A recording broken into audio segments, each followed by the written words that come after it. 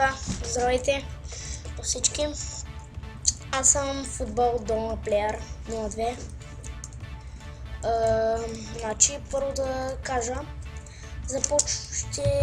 ще снимам на FIFA 13 обикновено и на мотара, мисля, но не съм напълно сигурен за мотарато. Значи, утре започва менеджер мод с Астон Вила. Утре ще бъдат качени 2 епизода.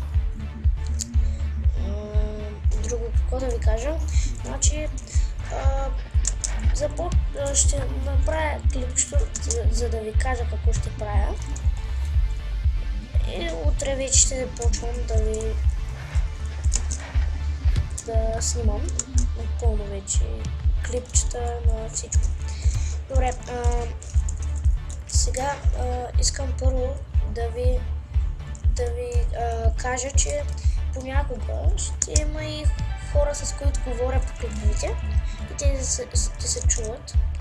Не искам да ставам някакъв такъв геймер, като Параграф Парко или Venom.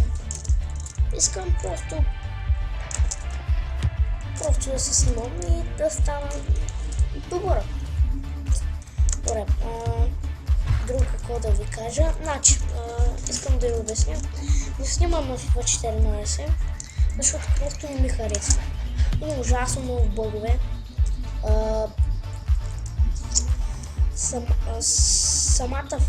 Самото меню не ми харесва някак се. И доста време ще ми трябва да го разбера. Може би като излезе цялата, може би ще ви я покажа, ще ви я представя, ще видя какво нови има. И така. Добре, друго какво? Друго мисля, че няма. Значи това ще е за този епизод. Благодаря, че ме гледате. И така, довиждане.